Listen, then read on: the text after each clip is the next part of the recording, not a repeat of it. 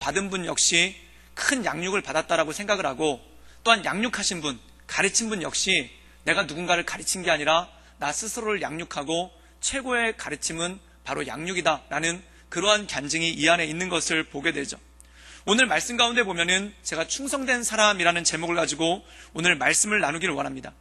예수님께서 우리에게 주신 명령, 그것은 무언가 하냐면 사도행전 1장 8절에 나오는 증인의 삶을 사는 것입니다. 그래서 사도행전 1장 8절에 보면은 예수님께서 우리에게 마지막으로 주신 명령이 땅끝까지 이르러 내 증인이 되라 라고 말씀하셨죠. 그럼 우리는 증인 되라 라고 말씀하시면은 해외에 나가서 선교를 하든지 또한 주변에 있는 사람들에게 전도를 하는 그러한 것들을 증인된 삶에 대해서 많이 인식하고 또한 그렇게 생각을 합니다.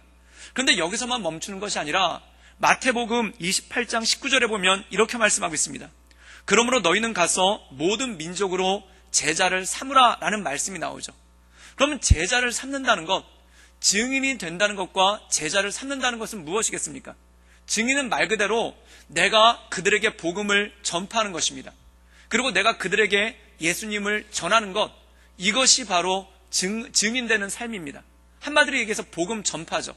그렇다면 제자 삼는 건 뭐냐면 나에게 복음을 받은 사람이 복음을 받은 걸로 끝나는 게 아니라 그가 성장하고 또한 그가 온전한 그리스도인이 되어서 또 다른 누군가에게 복음을 전파할 수 있는 것, 이것을 바로 제자 된다라고 얘기를 한다는 것입니다. 사랑하는 여러분, 우리가 주일학교 학생들을 가르칩니다. 그 주일학교 학생들을 가르치면서 목표하는 바가 무엇이겠습니까? 그 아이들이 어린아이 상태로 남아있는 것이 아니라 언젠가 교회 청년부가 되고 또한 언젠가 교회 서리집사님이 되고 안수집사님이 되고 권사님이 되고 장로님이 될 터인데, 그들이 성장해야 해서 또 교회에서 내가 이 선생님으로서 이 아이들을 가르쳤던 것처럼 그들이 교회의 직분자가 되어서 또 누군가를 가르치고 섬기기 원하는 그러한 마음이 그 안에 있다라는 것입니다.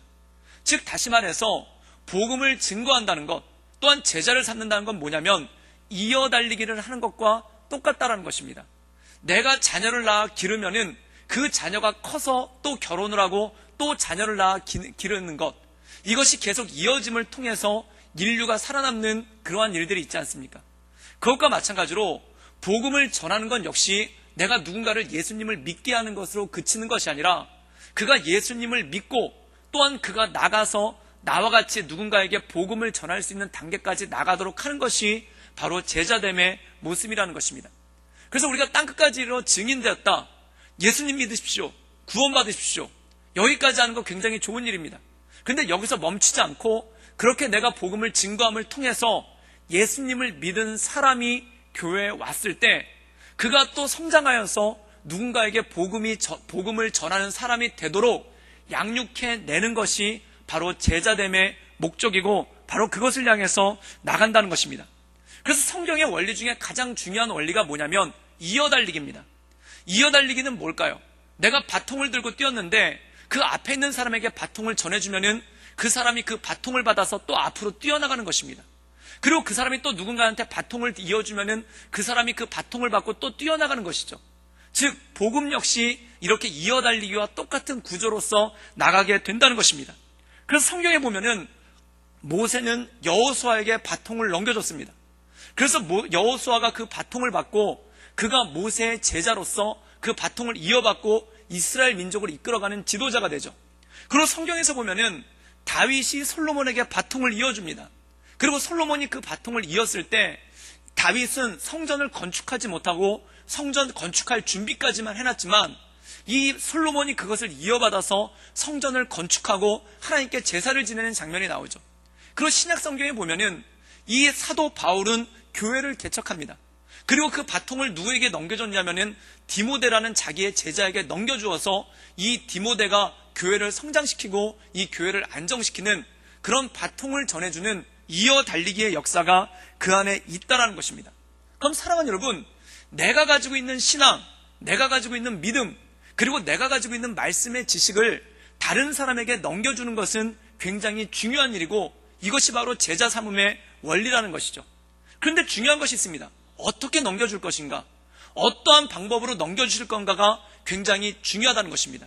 사랑하는 여러분, 잘 넘겨주기 위해서 뭐가 필요하냐면은 바로 도구가 필요합니다. 이 학교라는 건 뭘까요? 학교도 엄밀하게 얘기하면 도구입니다. 인류가 쌓아왔던 지식, 그리고 인류가 쌓아왔던 지혜를 갖다가 다음 세대들에게 넘겨주기 위해서 필요한 것이 바로 학교라는 도구, 그리고 그 학교라는 도구에 보면은 교과서라는 도구, 그리고 그 교과서라는 도구 안에 보면은 교과, 커리큘럼이나 타임테이블이라는 것을 통해서 넘겨줄 수 있는 방법을 연구해 왔다는 것이죠. 그렇다면 교회도 마찬가지입니다.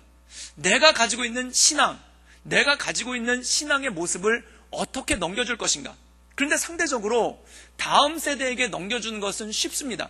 그 이유가 뭐냐면 교회 학교라는 도구가 있기 때문에 그래요.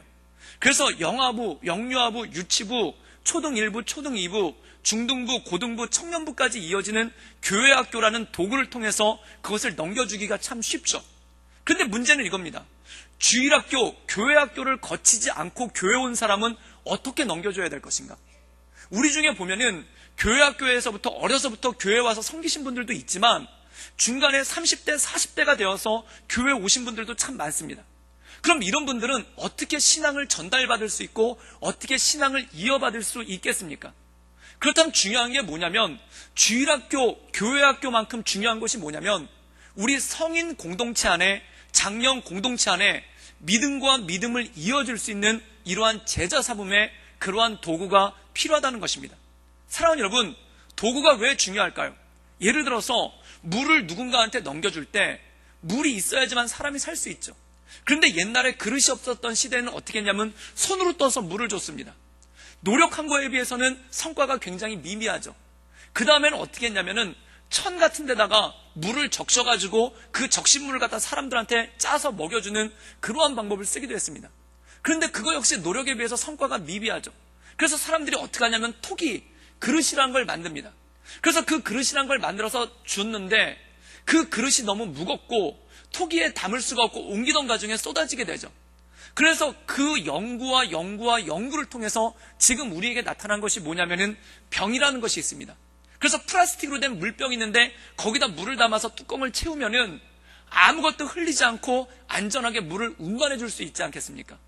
마찬가지입니다. 시대가 지나가면서 도구라는 것은 계속해서 발전합니다. 물을 먹어야지 산다. 이것은 진리입니다. 그럼 이 물을 어떻게 전달해 줄 것인가? 이 물을 어떻게 전해 줄 것인가? 그것을 위해 필요한 것이 바로 도구라는 것이죠. 그래서 인류는 물이라는 생명의 원천을 전해주기 위해서 항아리라는 것도 만들고 컵이라는 것도 만들고 그리고 먼데 있는 사람들에게 전해주기 위해서 물병이라는 것도 만들고 그걸 플라스틱으로 만들어서 깨지지 않고 안전하게 운반할 수 있는 도구를 계속해서 만들어 왔다라는 것입니다. 그런데 복음을 전하는 것도 마찬가지입니다.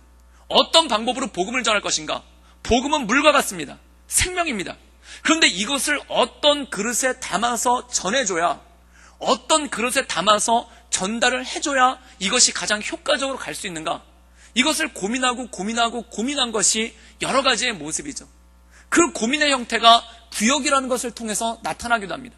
또한 그 고민의 형태가 제자 훈련이라는 것을 통해서 나타나기도 합니다. 또한 그 고민의 형태가 여러 가지 성경 공부 프로그램이라는 것을 통해서 나타나기도 합니다. 그리고 그 고민의 형태가 어떤 선교단체의 성경 공부 프로그램이라는 것을 통해서 나타나기도 하죠.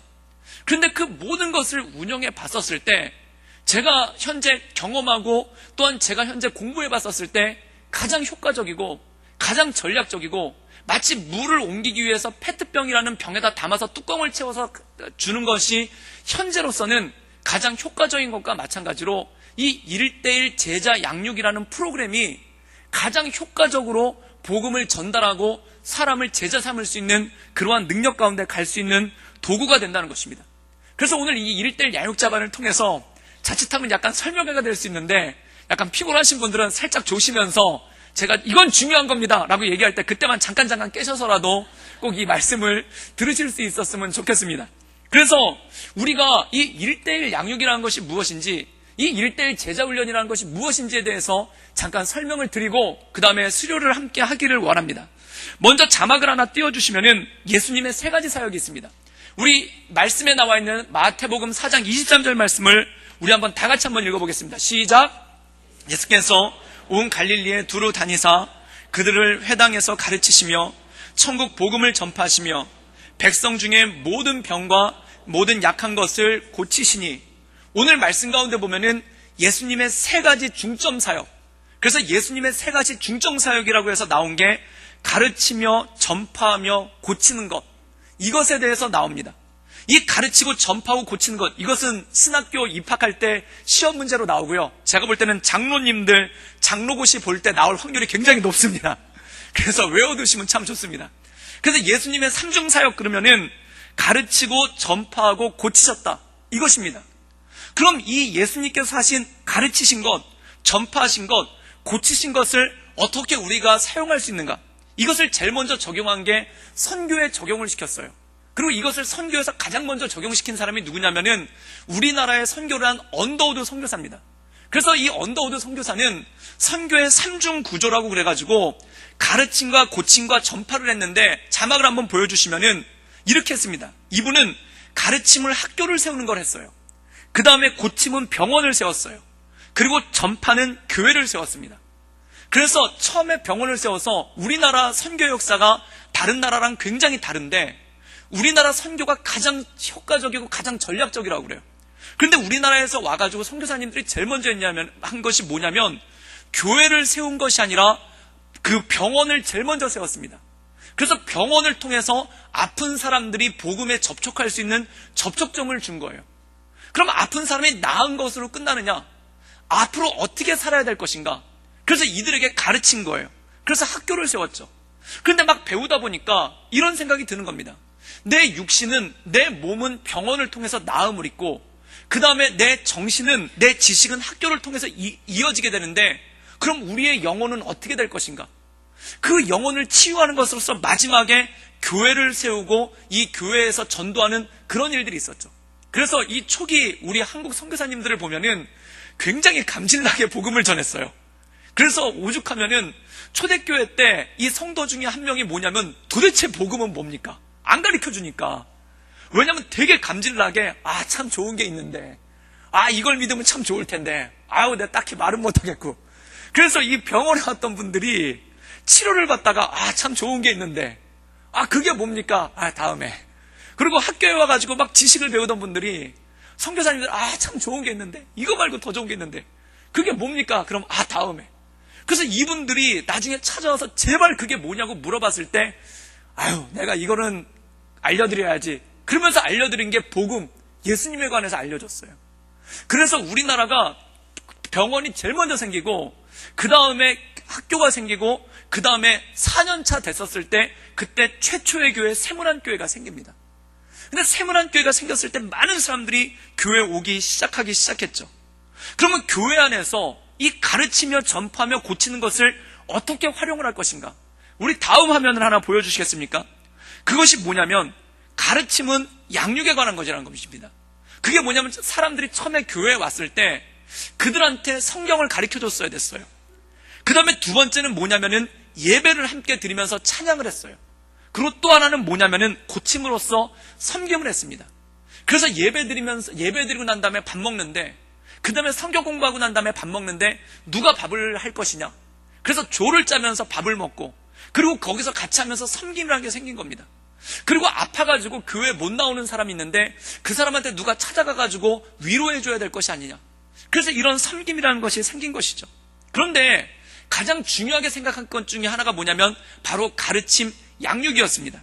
그럼 이 양육은 어떠한 방법을 하는 것이 좋은가? 그래가지고 그 세 가지를 냈는데요. 양육의 세 가지 방법이 나옵니다.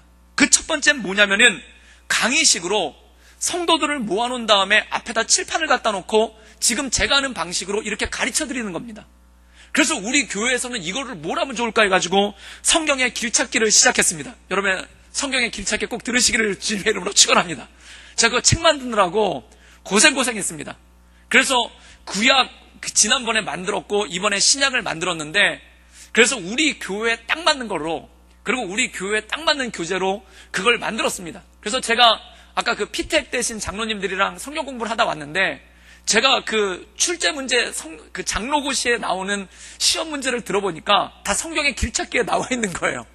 그래서 나중에 혹시 장로고시 준비하실 분들 또는 어떤 각종 신학교 시험을 준비하실 분들은 이 성경의 길찾기를 딱 들으시면은 성경의 길이 잡힙니다. 그리고 또 하나가 뭐가 있냐면 소그룹이라는 게 있어요. 소그룹은 뭐냐면 예수님께서 12제자를 양육하신 것처럼 10명에서 12명 정도의 인원을 가지고 양육하는 방식이 있죠. 그 대표적인 게 구역 모임입니다. 이 구역 모임의 창시자는 누구냐면 17세기 때 요한 웨슬레가 처음으로 이 구역 모임이라는 형태를 만들어서 지금 이게 거의 400년 가까이 되도록 유지되고 있는 것이 바로 구역이라는 형태입니다. 그리고 또 하나는 뭐냐면은 이 구역의 모임을 조금 더 분할해서 좀 더 자세하게 해보자 해서 남긴 게 바로 제자반이라는 과정이 생긴 겁니다. 그래서 이 제자반은 처음에 사랑의 교회에서 구역 모임을 조금 더 보강하기 위해서 생긴 과정인데 지금도 굉장히 많은 교회에서 채용해서 쓰고 있고 역시 저희 교회에서도 이번 1월 달부터 시작을 하게 되었습니다. 그래서 혹자들이 어떤 분들이 이 양육을 받으신 분들이 제자반은 숙제가 너무 많아서 힘들다는 괴소문이 있는데 절대 숙제 많지 않습니다. 그래서 안심하고 그리고 제가 숙제 검사도 막 이렇게 손바닥 뭐 이러면서 하는 게 아니라 굉장히 은혜롭고 자비롭게 합니다. 그래서 아무 염려하지 마시고 이렇게 암송해서 쓸 때도 있는데 그냥 성경 펴놓고 하셔도 아무 문제 없게끔 그렇게 합니다. 그래서 어떤 분이 말씀하시기를 성경 암송을 했더니 실력이 좋아진 게 아니라 시력이 좋아졌다고 먼데 있는 걸 하도 잘 봐가지고 그리고 이렇게 성경 암송을 쓰게 하니까 그 옆에 있는 분들이랑 굉장히 돈독해지시더라고요. 그래서 2개를 외우게 하는데 각자가 하나씩을 외우셔가지고 서로 나눠서 쓰시는 그런 아름다운 그 나눔의 역사도 있더라고요. 근데 어쨌든 이 제자반이라는 프로그램을 통해서 소그룹 모임을 좀 더 강화하는 그런 형태로 가는 것이 있고 그리고 또 하나가 뭐냐면은 바로 1:1입니다. 근데 이 1:1은 처음이자 마지막으로 정말 어떻게 보면 양육의 알파와 오메가라고 할 만큼 굉장히 중요한 프로그램입니다. 이것은 왜냐면 제가 교회를 개척하면서 이 1:1 프로그램만한 프로그램을 만난 적도 없고 봐본 적이 없어요. 처음에 교회를 개척했을 때 저는 개척을 3번 했습니다. 대전 온누리교회 개척을 하는데 참여를 했었고 그리고 그 청년부에서 W 공동체라는 청년부를 개척을 하는데 참여를 했었고 그리고 베트남에서 호치민 온누리교회를 개척하는 데 참여를 했었습니다. 그런데 교회 개척을 하면서 가장 중요한 게 뭐냐면은 전도를 하는 거더라고요. 교회 간판이 생겼다고 사람들이 몰려드는 게 아니지 않습니까? 그래서 처음에 전도를 하는데 어떻게 전도를 하냐면은 베트남의 예를 들어드리자면은 베트남에서는 전도를 하러 어디를 많이 가냐면 한인식당을 많이 갔습니다. 왜냐면 한국 사람들이 모이는 데가 다 뻔해요. 곳곳에 흩어져 있는 것 같지만 제일 김치찌개 잘하는 한인식당에 거의 다들 모입니다. 그러면 거기 모여있다 보면은 자주 인사하는 분들이 있어요. 그래서 어떤 분은 뭐 주재원으로 오신 분이 있고 어떤 분은 사업차 오신 분이 있고 어떤 분은 가족이 같이 오신 분이 있고 어떤 분은 가족 없이 그냥 혼자만 오신 분들이 있어요. 그럼 거기서 어떤 분을 제일 먼저 보냐면은 가족 없이 혼자 온 주재원들을 제가 타겟으로 삼습니다. 그 이유가 뭐냐면 그분들이 제일 외로워요.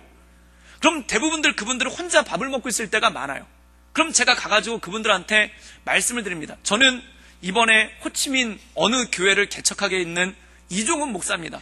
근데 같이 식사해도 되겠습니까? 그럼 좋다고 합니다. 왜 좋다고 하냐면 밥값을 제가 내거든요. 그리고 김치찌개 쌉니다. 그래서 그분이랑 대화를 나눠요. 그리고 그분 얘기를 들어보다 보면은 한국에서 만났으면은 같이 밥 안 먹을 사이인데 거기서 외롭다 보니까 한국 사람 만났다는 것만으로 그리고 누가 얘기 들어준다는 것만으로 굉장히 좋아하세요. 그래서 이분이랑 얘기를 나누다 보면은 이분이 제가 한번 밥을 샀기 때문에 다음에는 자기가 밥을 산다고 합니다. 그럼 다음에 밥을 사면은 그때 먹고 제가 이런 제의를 하죠. 4주 동안 저랑 한번 만나서 성경에 대해서 배워보지 않겠습니까? 제가 목사인데 다른 얘기 할 건 없고 이 성경에 대해서 한번 배워보시지 않겠습니까? 라고 하면은 이분이 그것에 대해서 반응을 해요. 그래서 4주 동안 밥을 같이 먹고 커피를 마시면서 이 1:1 교재가 뒤에 설명을 해드리겠지만 크게 16주로 나눠져 있는데 첫 번째 4주가 뭐냐면 예수님은 누구신가에 대한 것을 나누게 돼요. 그래서 거기 보면 어떤 내용이 나오냐면은 예수님은 어떤 분이신가, 그리고 예수님은 어떤 일을 하셨는가, 그리고 예수님은 지금 무엇을 하고 있는가, 예수님을 믿으십시오. 그렇게 4과로 운영이 되는데 이 예수님에 대해서 객관적 사람들이 알고 있는 상식에 관해서 한번 설명을 해준 다음에 이 예수님의 영적 사역에 대해서 설명을 해드립니다. 그럼 대부분의 분들은 4주까지 간 다음에 마지막에 예수님을 믿으십시오. 거기서 영적 기도까지 거의 다들 따라하세요. 그럼 영적 기도까지 하고 따라하면은 한 달 동안 참 즐거웠습니다. 이제 앞으로 우리가 못 보겠네요. 그러면 굉장히 아쉬워하십니다. 그럼 그때 아쉽다면은 이 책이 원래는 16주짜리인데 끝까지 한번 가보시겠습니까? 그럼 대부분들 다 끝까지 가신다고 그래요. 그럼 그 뒤에 있는 부분들을 갖다가 배우고 난 다음에 16주를 끝내고 그 다음에 이분한테 제안한 게 뭐냐면 교회로 초대를 하는 겁니다. 그래서 식당에서 16주 동안 만나서 이분에게 복음을 전하다가 이분을 교회로 초대를 하는 거예요. 그럼 교회를 초대를 해가지고 교회에서 예배드리고 만나지 않습니까? 그럼 거기서 뻘쭘하니까 그때 어떻게 하냐면은 제가 이런 식으로 전도한 분들이 대여섯 분 정도 돼요. 그럼 그 대여섯 분들을 몰려와가지고 제자반이라는 프로그램을 운영하면서 그분들에게 구역을 하나를 만들어드리는 거예요. 그래서 이 제자반이라는 프로그램을 운영하면서 구역을 만들어드리면 이분들이 세워집니다. 그럼 그 중에 한 분을 뽑아요. 그래서 한 분을 뽑아서 구역장으로 삼고 그리고 이분한테 뭘 하냐면은 이 1:1 제자 양육을 어떻게 할 수 있는가 하는 양육자반을 가르쳐드려서 이 16주짜리 교재를 다른 분을 가르쳐드릴 수 있도록 해드려요. 그럼 이분이 저한테 전도된 대로 똑같이 가서 식당에 가가지고 그렇게 전도를 해오세요. 거래처 분들을 전도해 오실 때도 있고 자기 골프 치는 친구를 전도해 올 때도 있어요. 그럼 그분이 나중에 또 사람들을 전도해 보면은 그분이 전도해 오신 분들로 해서 또 제자반이라는 것을 운영을 한 다음에 구역을 만들어 드립니다. 그런 식으로 교회를 확장을 해가서 나중에 30명이 넘었을 때 그때부터 비로소 예배를 드리는 그러한 일들이 생기기 시작을 했어요. 사랑하는 여러분, 그런데 이 프로그램이 제가 참 감격한 것이 뭐냐면 제가 일일이 하나씩 만나가면서 전도를 하려면은 얼마나 많은 세월이 걸리겠습니까? 그런데 제가 이분한테 양육할 수 있는 방법을 가르쳐드리고 이분이 전도를 해오게 하니까 처음에는 우리 교회에서 양육할 수 있는 게 저 하나밖에 없었습니다. 그런데 6개월이 지나니까 그분이랑 저 둘이 되는 거예요. 그리고 또 시간이 지나니까 그분도 하나 전도해오고 저도 하나 전도해와서 4명이 되는 거예요. 그리고 조금 더 시간이 지나니까 그분들이 하나씩 전도를 해와가지고 나중에 8명이 되는 거예요. 그리고 또 그분들이 하나씩 전도해가지고 16명이 되는 거예요. 그래서 교회가 배가하기 시작하는 그러한 일들이 생기죠. 그리고 이 배가 있을 때 이분들이 교회에 와가지고 성경을 하나도 모른 채 와서 밥 먹는 것 때문에 사람들이랑 노는 것 때문에 오는 게 아니라 이 16주씩 성경 공부를 했기 때문에 예수님에 대해서 알고 있고 그들이 복음을 전하는 능력을 가지고 있더라는 겁니다. 그래서 그 중에 어떤 분들을 보면은 베트남어를 굉장히 잘하시는 분이 있는데 그분들을 위해서 이 1:1 교재를 베트남어로 번역도 했어요. 그럼 이분은 어떻게 하냐면 자기 회사 직원들 중에 하나를 이 베트남어를 가지고 가르치기도 하고 그 다음에 어떤 분들은 호치민대학교 한국어과 다니는 학생들에게 한국어를 가르쳐준다고 하면서 이 1:1 성경으로 가르쳐주기 시작하니까 이것이 나중에는 한인 커뮤니티의 툴을 넘어서 베트남 사람들한테까지도 가는 그러한 도구로서 이것이 쓰임을 받게 되더라는 것입니다. 그래서 제가 이 1:1 교재를 갖다 쓰면서 느낀 것 중에 하나는 기존에 있는 성도들을 양육시키기에 좋고 그리고 예수님 처음 믿는 사람들이 예수님을 알게끔 하는데 좋고 그 다음에 예수님을 아예 모르는 사람들을 전도하는데 이만한 도구가 없다는 것을 느꼈기 때문에 제가 이걸 하면서 굉장히 많은 은혜를 받고 또한 이것을 계속해서 시작하게 된 겁니다. 그래서 이 1:1 양육의 중요성에 대해서 한번 말씀을 드리면 한번 넘겨주시겠습니까? 여기 보면은 첫 번째 이겁니다. 새로 예수님 믿게 된 사람을 성장하게 합니다. 처음에 예수님 믿었어요. 우리가 전도하면 전도대들이 나가서 와보라 전도 아닙니까? 교회 한번 와보세요. 처음에 접촉점을 EM으로 쓰고 EM 쓰시면 모발이 자라납니다. 막 그래서 모발 이러면서 그 전도하신 분들도 계시더라고요. 그리고 EM으로 쓰시면은 집이 깨끗해집니다. 그걸로 접촉점을 잡은 다음에 그 다음에 뭘 하냐면은 교회를 와보라고 하시죠. 그럼 이분이 교회에 왔습니다.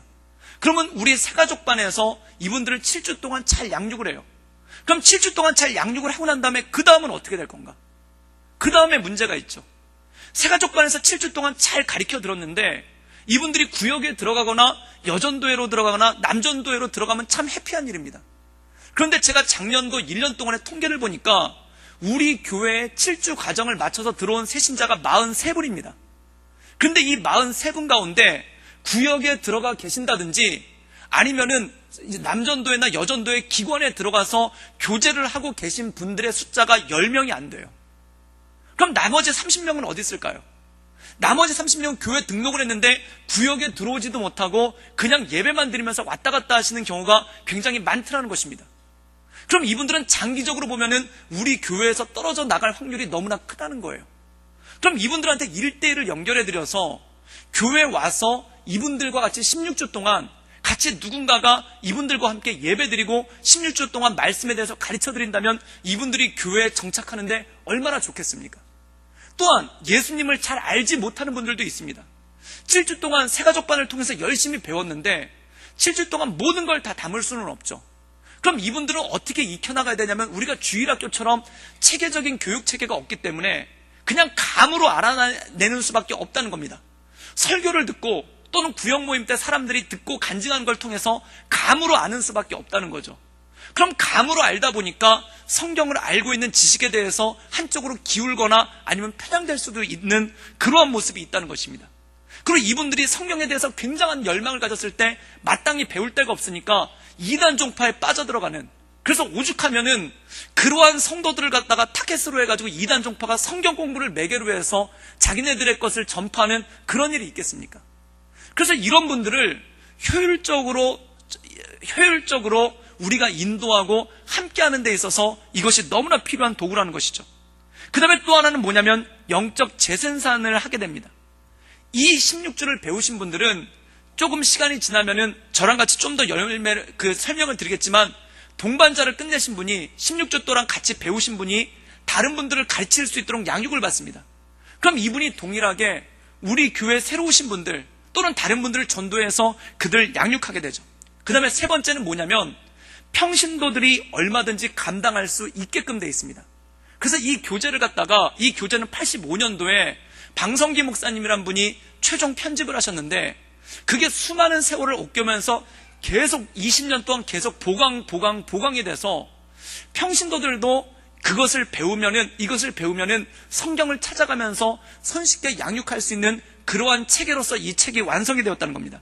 그래서 양육 단계에 대해서 알려드리면 이렇게 진행이 됩니다. 다음 걸 보여주시겠어요? 처음에 동반자반 16주입니다. 그럼 누구와 함께 하면 양육자와 함께 합니다.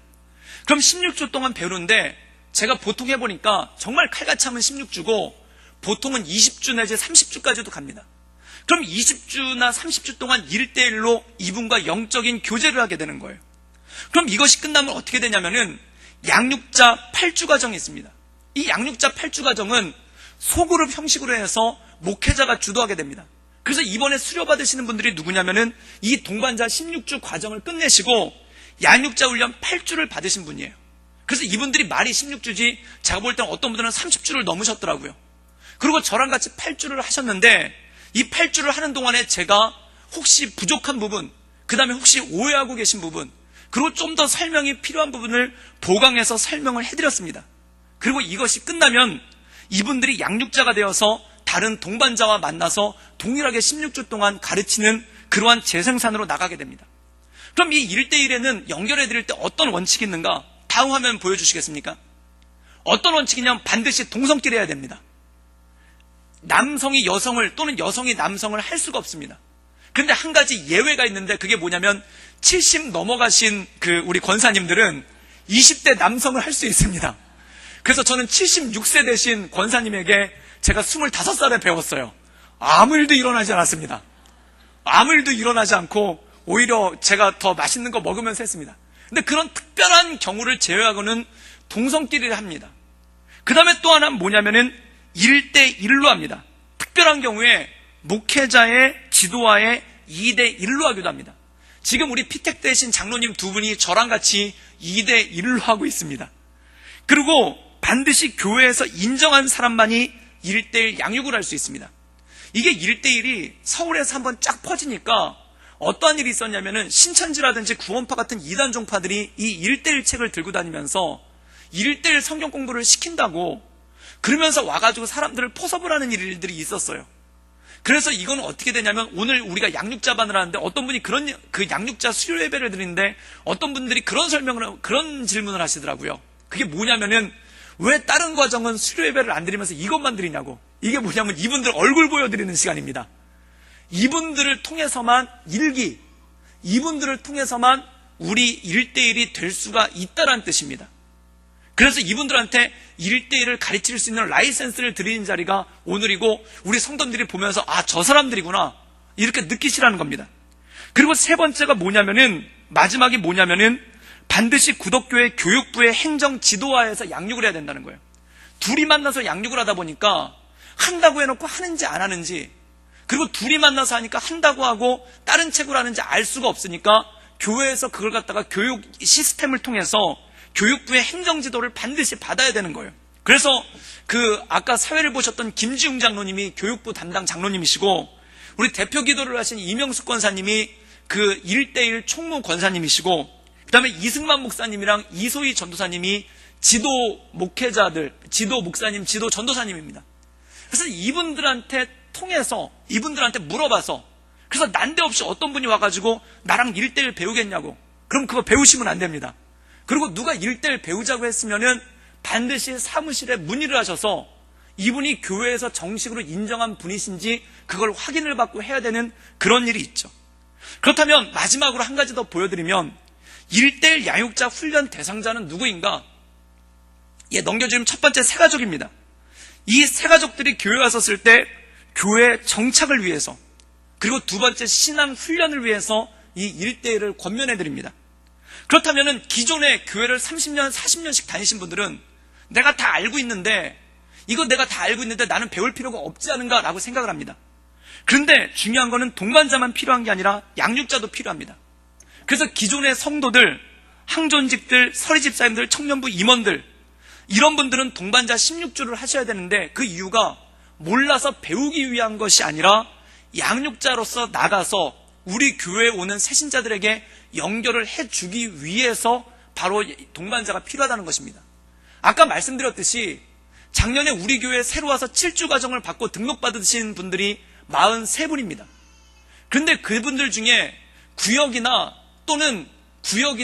기관, 남전도회, 여전도회에 들어가시지 않고 그냥 주일날 왔다 갔다 하는 걸로만 신앙생활을 하신 분들이 30분이 넘습니다. 그런데 이번에 양육받으셔서 양육자를 하실 수 있는 분이 6분이에요.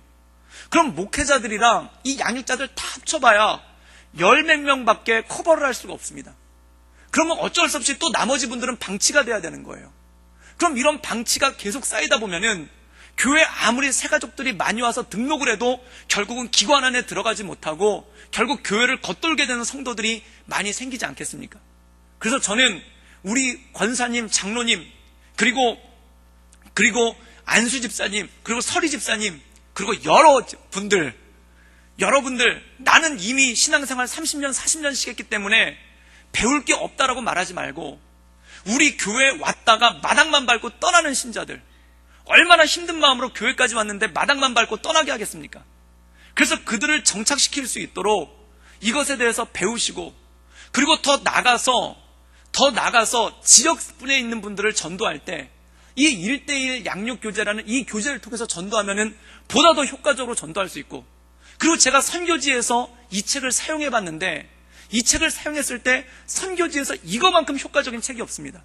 왜냐하면 동남아시아의 한류 때문에 한류 열풍이 불고 있어요.